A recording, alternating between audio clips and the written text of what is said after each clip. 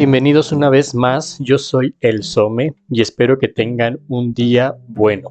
Bienvenidos de nuevo a Historias de la Vid. El día de hoy vamos a conocer un poco de las botellas, su historia, su elaboración y algunos de los vinos más famosos que se dieron gracias a reyes o presidentes. El vino se ha consumido desde mucho antes de aparecer las botellas, incluso mucho antes de la aparición del vidrio. Anteriormente el vino se almacenaba en barricas y antes de eso en ánforas de arcilla y barro. En las civilizaciones romanas y griegas, las ánforas de arcilla fueron el recipiente más extendido durante el siglo, ya que anteriormente usaban en el antiguo Egipto y otras civilizaciones previas a la romana y a la griega. Antes de la aparición del vidrio, el vino estaba muy expuesto al oxígeno y por lo tanto se debía beber muy pronto, porque se oxidaban. Con la aparición de las botellas de vidrio, el vino se pudo almacenar durante más tiempo, sin que sus propiedades químicas se viesen alteradas. Al dejar almacenado el vino más tiempo en las botellas, la gente empezó a darse cuenta que el vino sabía y olía mejor.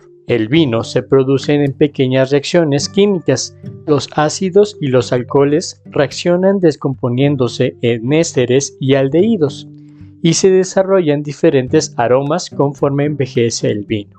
Para el año 3100 a.C., los egipcios idearon las ánforas para fermentar una bebida hecha con uvas. Las grandes asas a los costados las hacían ideales para su transporte. Este tipo de contenedores fue adoptado más tarde por los imperios griegos y romanos, pero modificando el diseño para que tuviera un cuello más estrecho y haciéndolo de cerámica en vez de arcilla.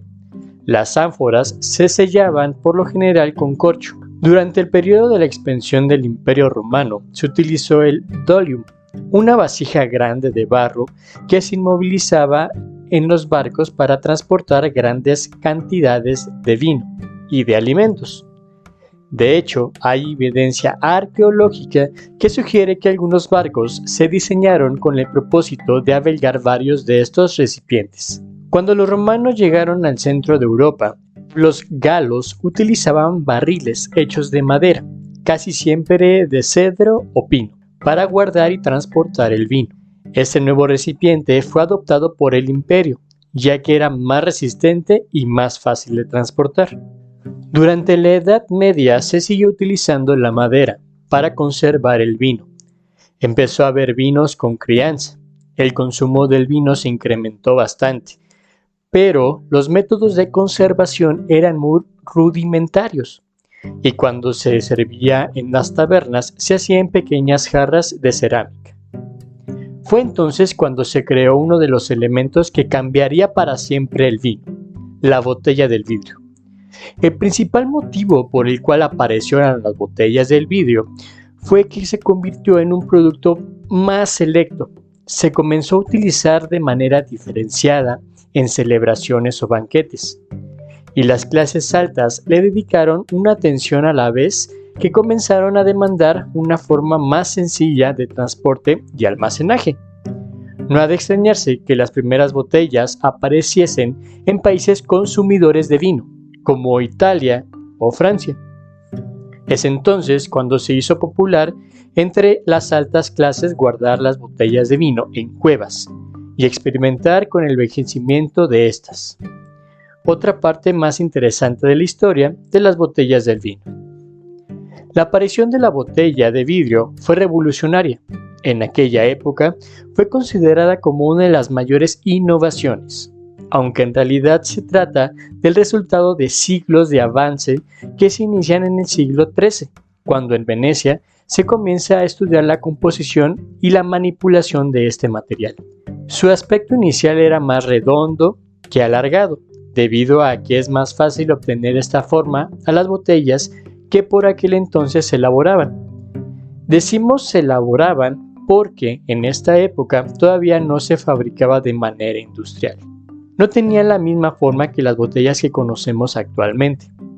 En esa época, las botellas eran más redondas ya que se hacían con la técnica del vidrio soplado. Tradicionalmente, los hornos se calentaban con leña o con carbón vegetal, pero no fue sino hasta 1600 que se empezó a usar el carbón mineral, para calentarlos, dando como resultado una mayor temperatura, que hacía posible obtener un vidrio mucho más grueso y resistente, haciendo nacer así las botellas de vino que se elaboraban artesanalmente.